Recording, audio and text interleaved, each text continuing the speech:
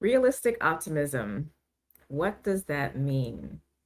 Today, we're going to be talking about how to build in your business as an entrepreneur and creative with and from a posture of optimism while remaining grounded in reality and also learning from your peers who have done the thing and been successful in the thing that you are trying to do, learning from them what not to do.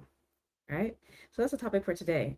Hello to everyone. My name is Jynnette The Oracle, your spiritual life coach and business strategist. Welcome to Oracle Talks. This is a somewhat weekly check-in that I do with folks to provide uh, my perspective and guidance on things to further your spiritual development as well as business growth. Of course, always in a sustainable and profitable way. If you're interested in learning more about me and my work, please do check out my website. The information is scrolling below at the screen there for you, or of course in the description below. And you can find out how to work with me, the kinds of things that I offer, and we can go from there. But let's get into it. This realistic optimism. So obviously, we know optimism is about being hopeful, having faith that things ultimately will work out for the best. And it is a posture that is from a lot of people can be inherent, but it is a muscle that can be trained. But realistic optimism is still going to be grounded in the facts, right? It's going to be founded in what the real circumstances that you find yourself in, what the real resources are that you have access to, what you really have the capability and the capacity for.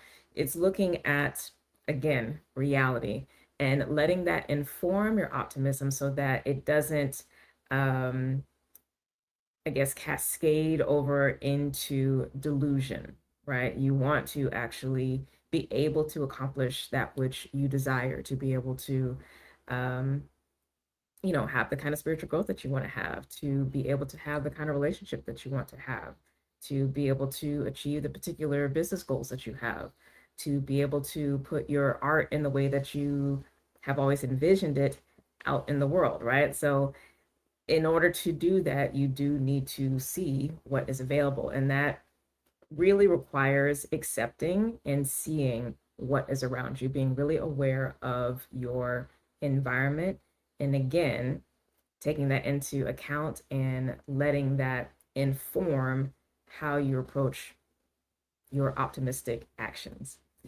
So let's talk about what not to do, right? Because that is the central point of this.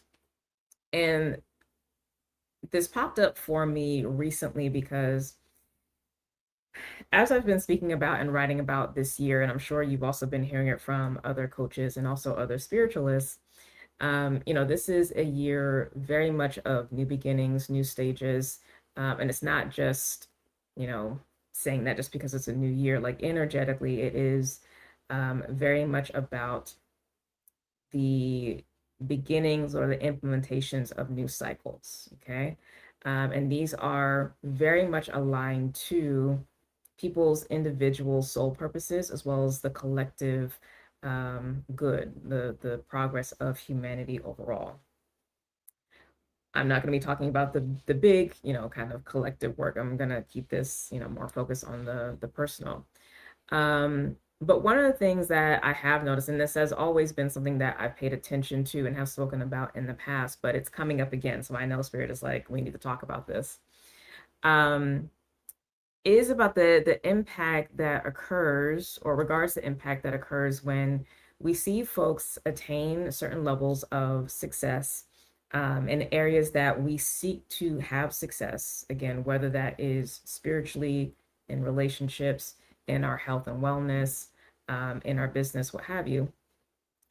And things go quote unquote wrong, right? Like there's some type of calamity or obstacle or even a shutting down of a business or a pause of creative work or what have you. But it is like it's jarring and it's very hard to reconcile. And I don't really get the sense personally um, that we really take a step back and consider what it can look like to build differently, especially when it comes to business. Like, what does it mean to build differently and to be able to see, like, okay, what works and what doesn't work? And not in the sense of like what's going to guarantee success, but what is actually addressing common themes that I see coming up when things tend to go wrong. Okay, and that's good planning, right? So it got me thinking about some of the things that tend to come up, in particular when it comes to business, um, when we see again folks achieve what we seek to have for ourselves, but again, like burnout happens, or there's some type of whatever happens in their business that causes them to stop and have to, like, do a reevaluation or go on sabbatical or like all these things. um and I noticed that there was like three things that pretty much were consistent. Now, it wasn't always the same thing or all three, but at least one, possibly two, would always show up. So you can let me know if this resonates with you, what you've seen over the past couple of years. And if it's something that you've actually been thinking about for your own self, like as you continue to grow in your own business, like if you are concerned about replicating those same experiences, right? So the first thing is that I've seen, for the most part, but not always, for the most part, be consistent across these situations that have happened over the years, is folks really regretting trying to keep up with the Joneses. And what I mean by that is always seeking to use, implement, um, mold themselves to the tools, the tactics, the frameworks, the mindsets of folks who have achieved a success already, or what they view to be success.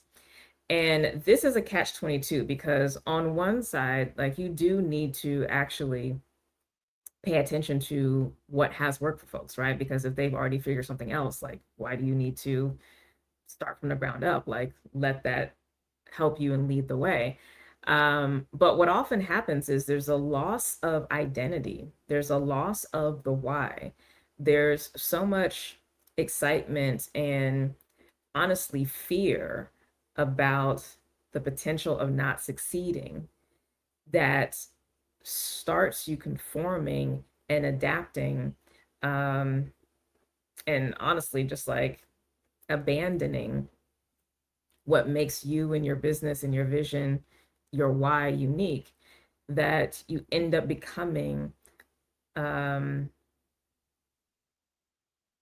another version of what they are. You end up becoming a mimic, right? You end up becoming a mimic of them rather than being able to take what they know, their knowledge, their, again, tools, frameworks, mindsets, what have you, digest them for yourself, see how they work for you and your business, and then allowing that to flourish without giving ground, without um, abandoning what makes you unique, what makes your business unique, what makes your vision unique, what makes your why unique, right?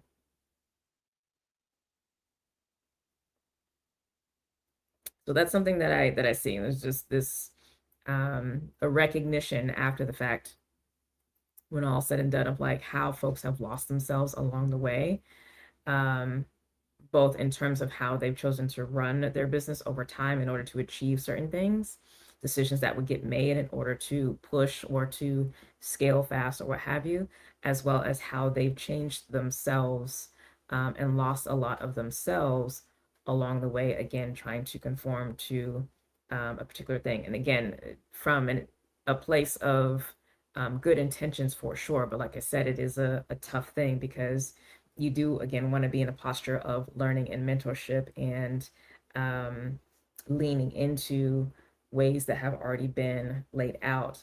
But it's also really difficult to know like where you need to at your own path, right? So that's one thing.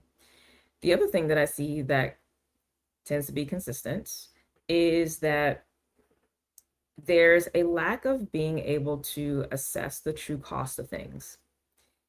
And this is both financial as well as non-financial.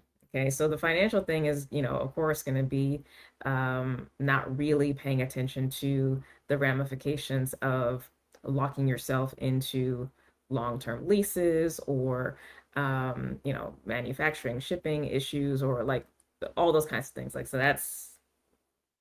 that can kind of be easy to understand.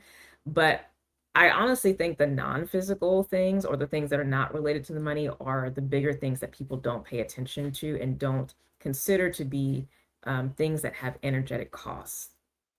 Like, we don't consider the mental output required to run a business, especially in the early stages, as being a cost.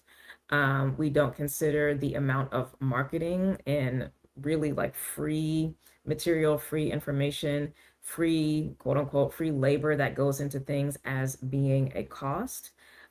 We don't think about the near consistent emotional dysregulation, whether positive or negative, that's inherent in a very heightened way as being a cost. We don't think about how the gradual disconnect from our physical bodies, as well as just like, good routines on a daily basis that help to keep us supported and grounded and healthy, how that has a cost over time, right? Like, so, and, obviously, having to deal with how we can or cannot show up in our relationships over time with our families, with our kids, and our caregiving duties, like all of these things have a cost.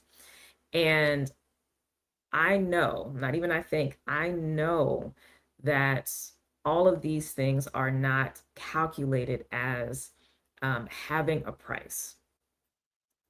Please hear me when I say there is nothing free. Free does not exist. In existence, in the world, everything is exchanged. So, me saying things are not free is not like, oh, there's a financial cost. But everything is always exchange. There's not this, I know we have it in our minds that, we're distinct things from individual things from the rest of the world and from people, but we are all interconnected. Like, it is always a flow. So everything always has a cost. There is nothing that is free.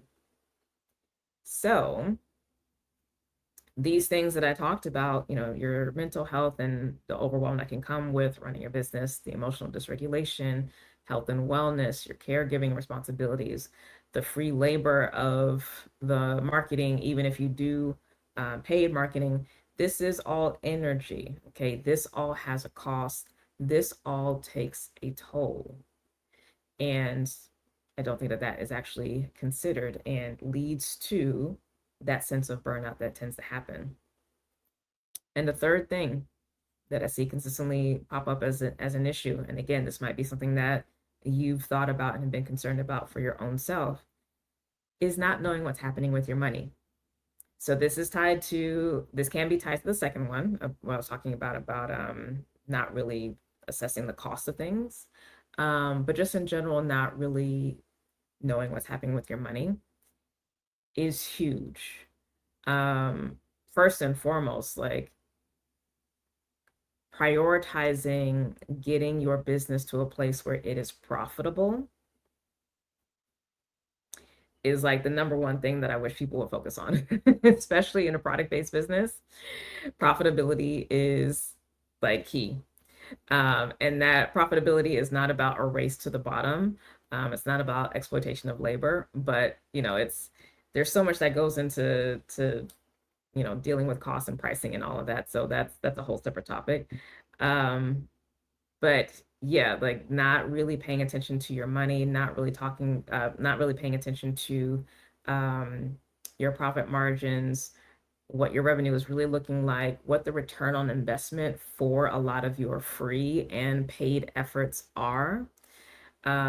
if what you are charging for products and services actually do not only match what is needed to just essentially maintain, but if they're being valued correctly and if they are, if that pricing is in such a way that allows you to invest and grow for the future, right? Because ultimately, for most folks, not all, obviously, but for many folks, there is a desire to be able to build a business that can support others, meaning like you can hire part-timers, you can hire full-timers, you can be able to be somebody that really makes a material impact in people's lives in the local community, or if you're a remote company, wherever they are in the country or the world. But yeah, the lack of really paying attention to the money for whatever reason, it could be fear, it could be you were just really busy. Again, it could be you're overwhelmed. Um, it could be many things, but that is something that I also tend to consistently see. So again, if that resonates with you, if that's something that you've noticed and you've been concerned about, let me know in the comments, right? Popping in to say hi. Oh, hello. On another live, going to share because you're unique and amazing. Watch later. Oh, thank you so much. I appreciate that. Oh, yes, and welcome to folks who are here. Sorry, I was just like, I got right into it. So welcome to everybody who is joining live. Again, my name is Jynnette The Oracle. Welcome to the space. Please subscribe to the channel, like, and comment and share. So yeah, those are the three things that I've noticed be specifically consistent over the various instances that I've seen over the last like 7 to 2 years across different types of industries, of folks again achieving a certain level of success, starting from the bottom to the top, and then either burning out completely, having to pause, shutting down, and what's been consistent. Now, obviously, there are many external things that can come into play that can um, impact your business. So I'm not even talking about that. Like we all have to deal with those things. But for those things that are specifically within our control, which actually is a lot, these are the things that I'm noticing to be consistent. So let's talk a little bit about just briefly what it would look like to kind of think differently and thus build differently as it relates to these issues. So for that first one about trying to keep up with the Joneses and losing your sense of self, losing your identity um, over time, that loss of identity, that loss of the why, what you're building, what that looks like, comes from a lack of reaffirming and reinforcing what you see visually, what you feel in your body, what's there in your conviction, in your heart, in your deep will about what it is that you are here to do, the impact you're here to create, etc. And it's a much more embodied, in body experience and knowledge and vision rather than just like a mental idea. And this is actually a place like again, if you've been with me for a while, like I harp on vision and mission so much. And I feel like people just are like, yeah, I get it. I know I have it. But more often than not, and I would say like 98% of the time, people really just don't know.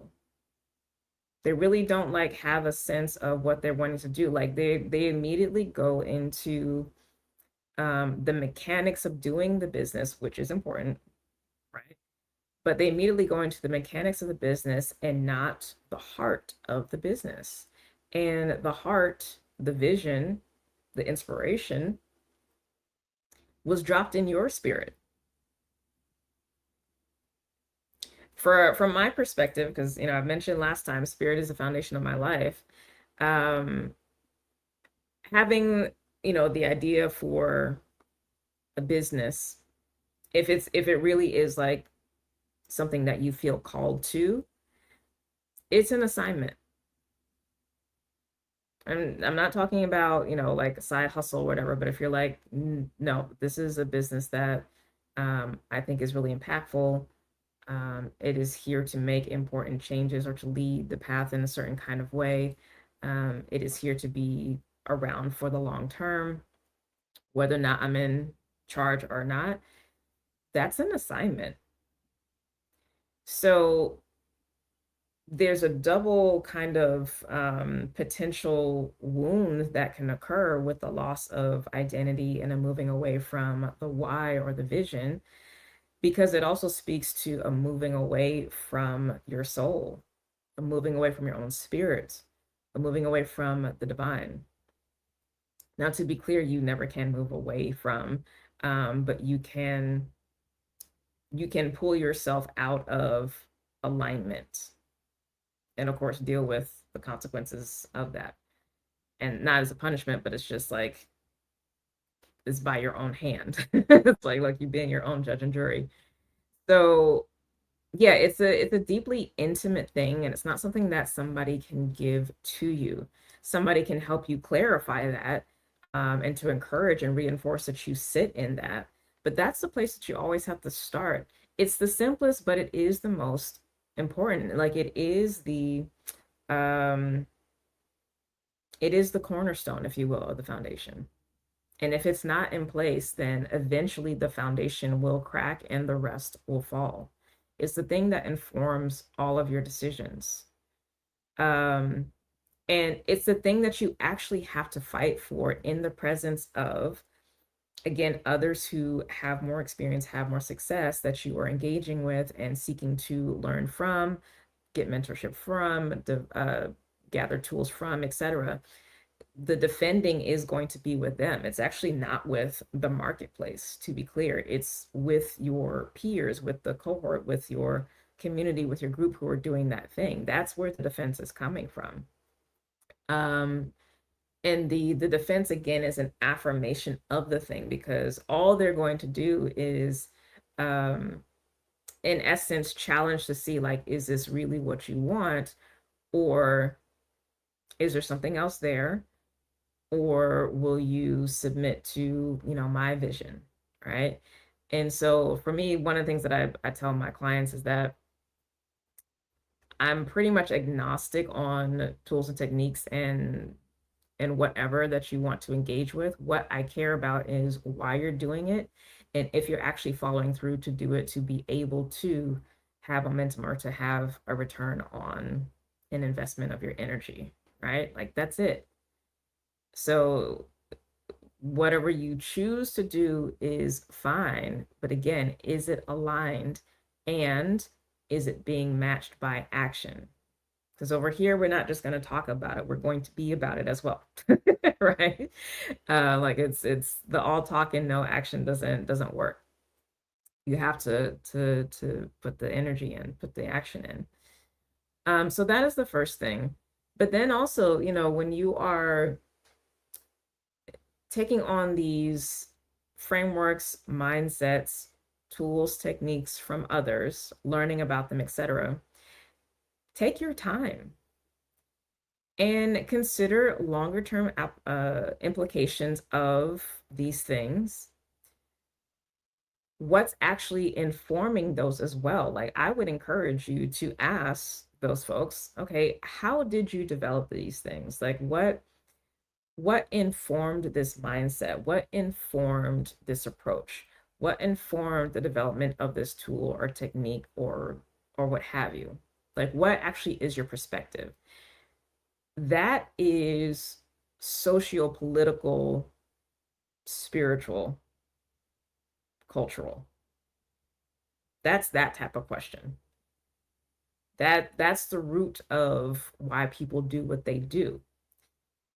Those are the values, those are the guiding principles.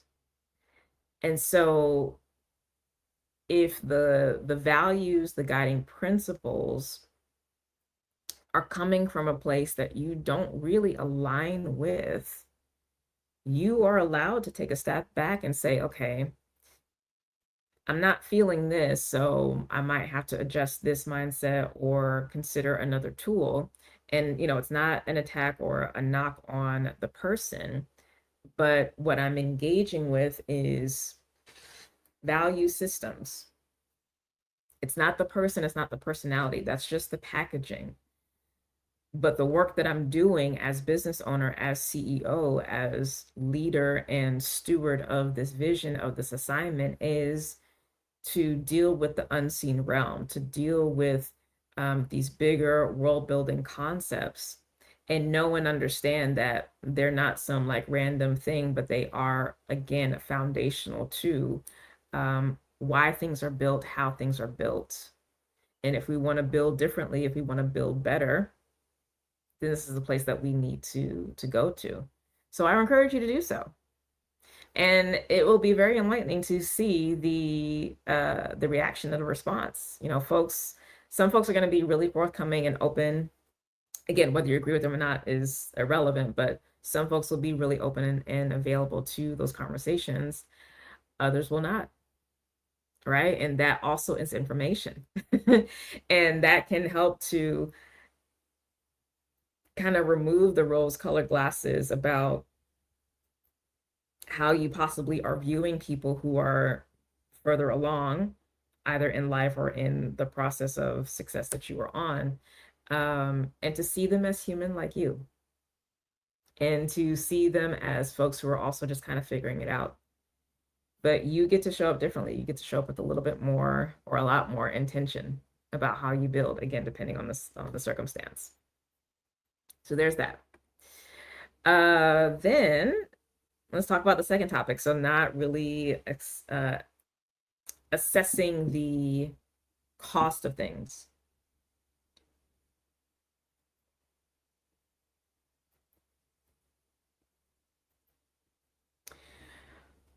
One of the things that I like to have clients do if they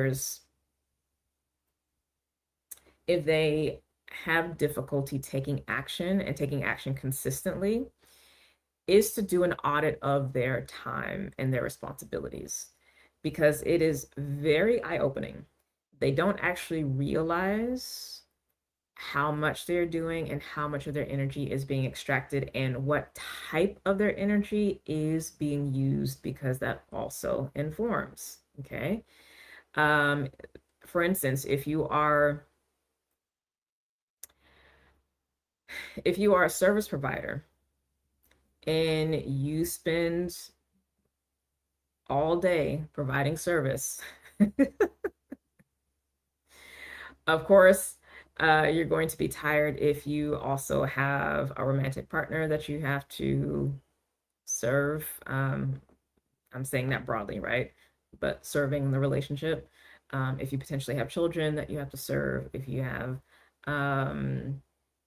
caregiving responsibilities of family members that you have to serve, if you have, the gamut of things, you may realize like, oh, I have like 2 to 3 full-time jobs worth of servicing that I'm doing.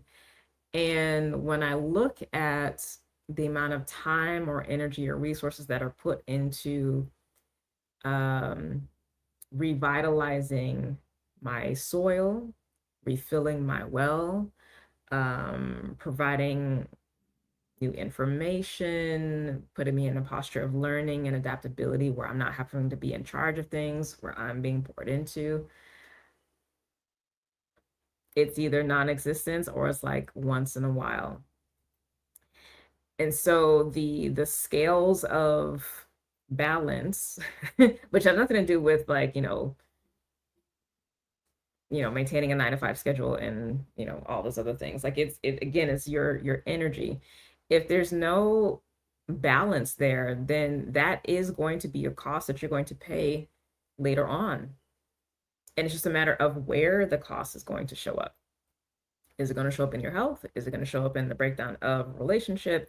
Is it going to show up in a lack of action in your business and you being stuck at the same place in your business for months and months and years?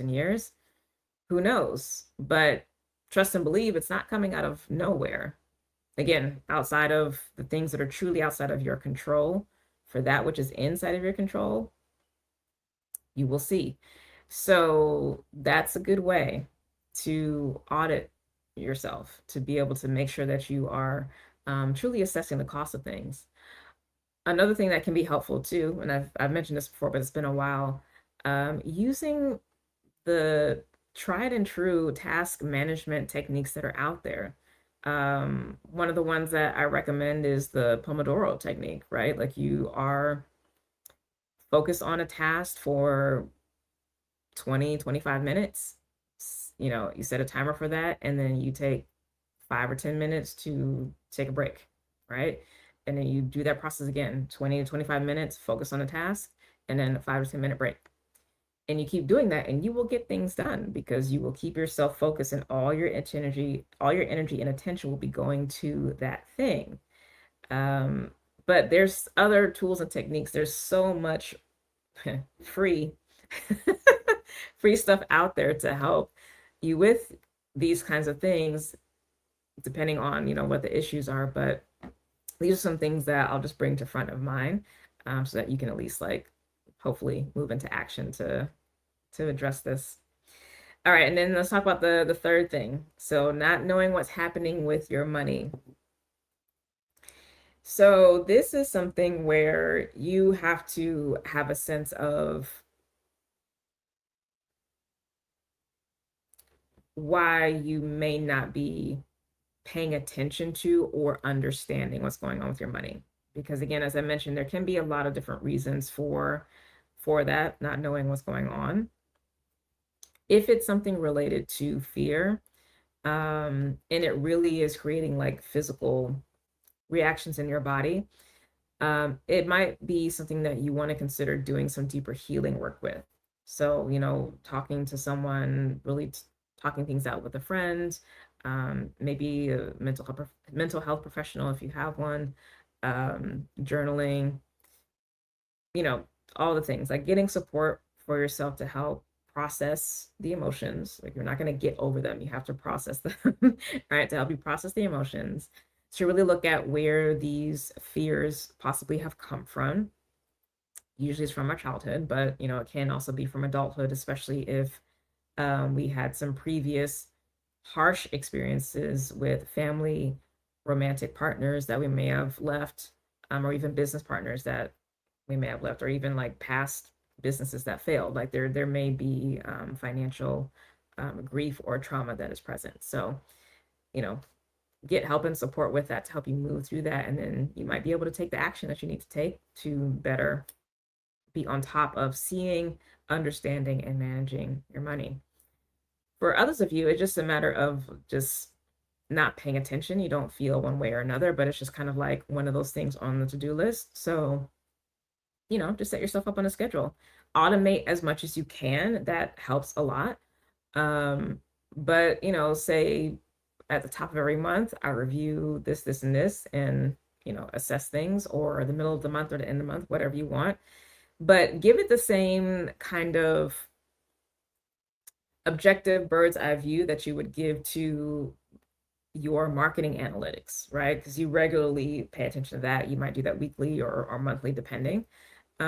So whatever that cadence is, it could be a good practice for you to match that cadence with paying attention to the money, right? Seeing what's coming in and out and just getting a report on that. And then for others, for you, if there's like bigger issues, you know, not filing your taxes for years and things like that, please, please, please, if you don't already, you should. If you don't already, please hire a tax professional. You know, you can automate a lot of the bookkeeping if you don't want to pay for bookkeeping, but like, please have a professional help you on these things, provide you guidance with these things. Like, please, please don't add to the mental burden and overwhelm. And also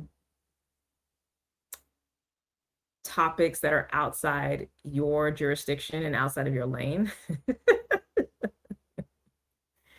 to lead you to a place of burnout or lead you to a place of things imploding because you're not paying attention. Okay. It's not money is already a tough thing. Please don't add fuel to the fire of chaos in this area. Like it can actually be a better experience if you trust it and allow it. All right.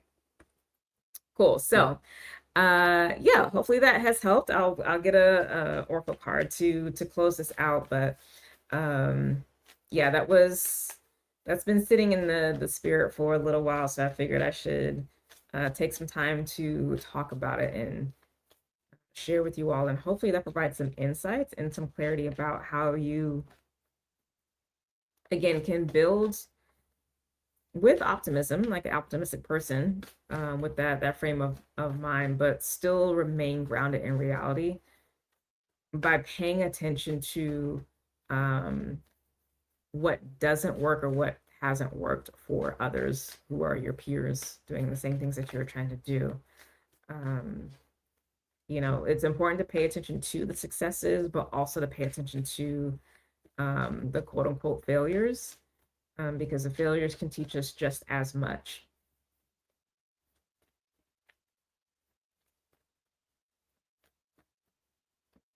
And I don't know about you, but personally, I would rather have a failure that is, especially if I've been doing something for a while, I'd rather have a failure that's based off of something that is truly outside of my control, right? That I wasn't able to overcome, rather than things that were in my control that I just personally was not stepping up to the plate, even though I was actually fully capable of doing so.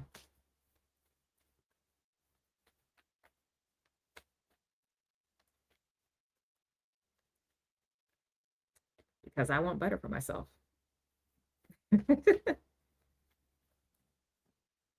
And I also know, because I've lived long enough, that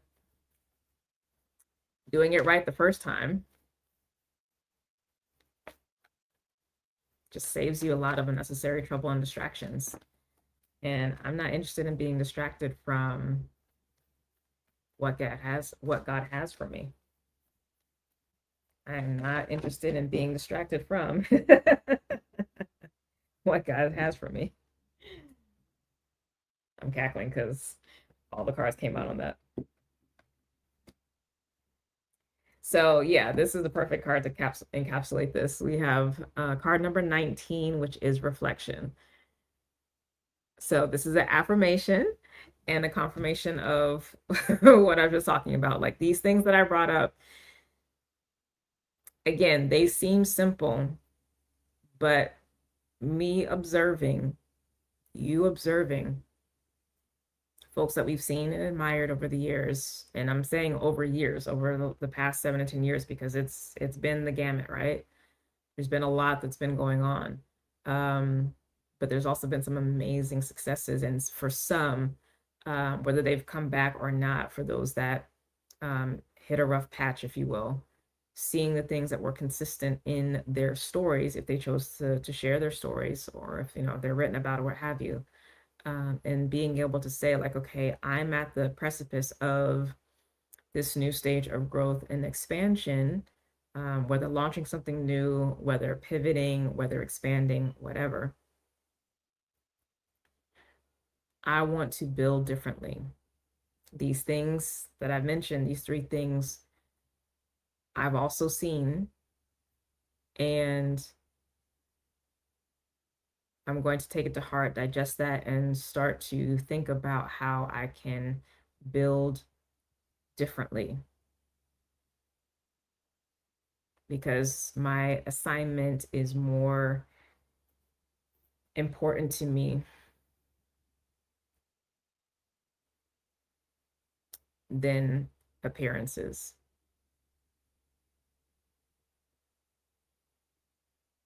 or cosplaying or instant gratification. All right, I want to be here for the long term. So this is a time of reflection. This is also essentially like moon energy. We do have the full moon Pisces eclipse coming up next week. For those of you who are watching this around this time of me doing this live. So that's actually next Thursday. This is important. And that's also probably another reason why this is coming up too. This eclipse season, I'm actually really glad this has come up right now. So last week we just had the new moon solar eclipse in Leo. And from how I interpret astrology, this is the beginning of 6 months of a period of growth and expansion as it relates to that the archetypes of the sign. However, the sign is still connected to the South Node because the South Node currently is there. So while Leo itself is about leadership and stepping into leadership and all of that good stuff, it is still the South Node as well. So it's like the building of character, the stripping away of what's not authentic, what's not aligned, what's fake, what's posturing, and showing it for what it is, like, the emperor has no clothes kind of thing, is also a component there. And there is possibly an element too of doing the work of this growth and expansion without necessarily a lot of public affirmation. So this is really going to be exercising that muscle of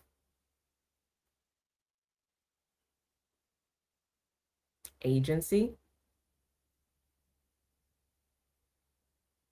right? And then coupled with this full moon lunar eclipse in Pisces, it's saying like, okay, you're feeling yourself. You possibly may be in a space now where you're like, okay, I have to make moves in silence, right? It's not about like trying to signal success, like I just need to do the work. But I also need to build differently. And I can take the lessons from other titans in the community as a way of what to do as well as what not to do. And that still has to be informed by those deeper things that I was talking about.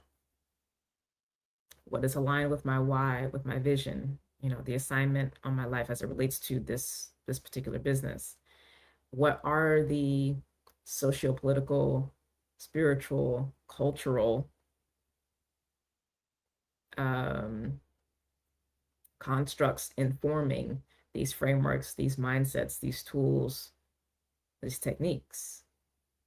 What is that? Because that's the place that actually has to be addressed first. Not only, but it's the place that has to be first. And good stewardship, good Leo energy is going to be starting there. That's actually what transforms Leo to its next highest evolution fire sign, which is Sagittarius. Okay, Sagittarius is Leo, informed by all these principles and knowing how to build in the world. But this is what helps you get to that next stage. So it's like you can also think about it like that as well too. It's like, okay, well, I'm getting comfortable with myself, with my agency, with my vision, with my why, with whatever. But to take it to the next step, this is a space. It's a space of the ideas. It's a space of consciousness. It's a space of culture, coupled with reality. Am I paying attention to my money? Am I paying attention to the real cost of things across all things in my life and in business? Am I being true and authentic to myself and to my vision? Or am I trying to keep up with the Joneses? All right, y'all. So hopefully that provided you with so much. Thank you for enjoying and being here with me on Oracle Talks. Again, if you'd like to work with me, check out the website below. Just so you know, for my entrepreneurs, if you are wanting to get a head start or begin the process of planning for 2027, I've just now made available my 2027 business intensive sessions. So this is where we will take a bird's eye view and develop an overall strategy and the beginnings of a plan, or even a full plan, depending on the nature of your business, for how to help you achieve your goals for the year ahead. Okay, so check that out. Schedule is wide open, so come through. Looking forward to it. All right, y'all. Again, comment, share, like all the things. Please subscribe to the channel, and God willing, I will see you next time. Bye.